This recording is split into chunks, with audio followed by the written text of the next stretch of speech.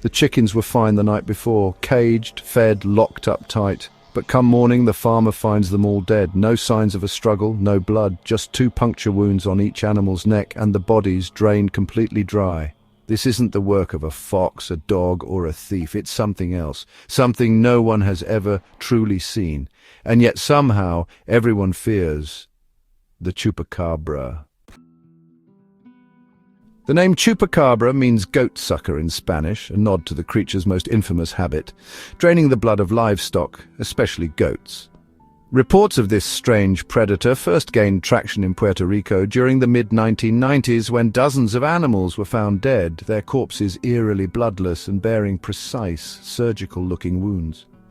Locals described a creature unlike anything known to science: reptilian skin, large red eyes, spines running down its back, and a sharp, foul stench that lingered long after it vanished.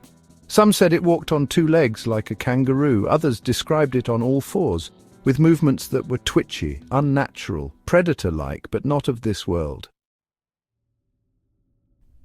What followed was a wave of sightings not only in Puerto Rico but across Latin America, Mexico, and the southern United States. Animals turned up dead in mysterious ways. Eyewitnesses claimed to have seen the beast darting between trees or crouching near barns before disappearing into the darkness. News outlets picked up the story. Farmers started keeping shotguns closer to the door, and the chupacabra was no longer just a local fear, it became a legend. But like any good legend, the chupacabra refuses to stay still or consistent. As the myth spread across borders, its form seemed to shift. In Texas, reports began describing a different creature, hairless, dog-like, with grey, scaly skin and oversized teeth.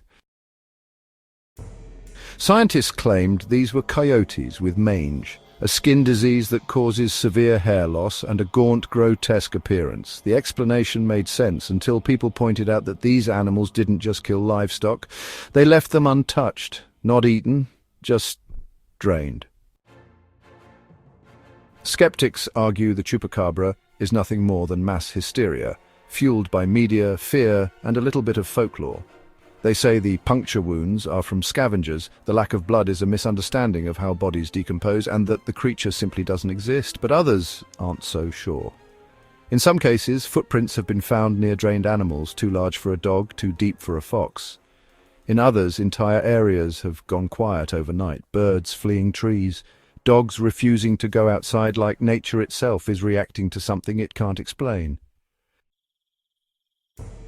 Then there are the stories not from farmers but from people, travelers who claim something followed them through the desert, campers who heard soft growling outside their tents, only to find nothing but claw marks on the cooler in the morning, a family in Chile who say they saw it jump their fence in a single impossible leap, vanish into the trees, and leave behind only silence.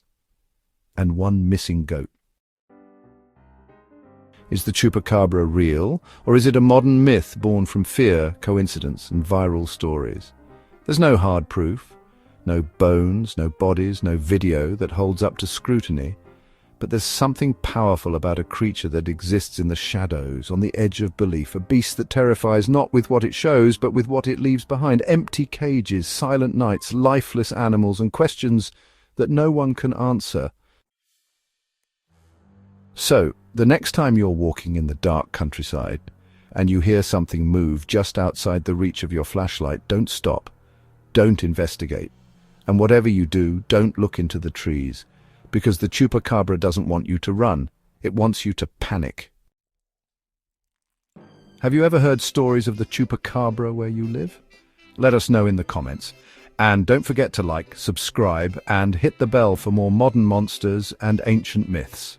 Until next time, keep your animals close and keep the lights on.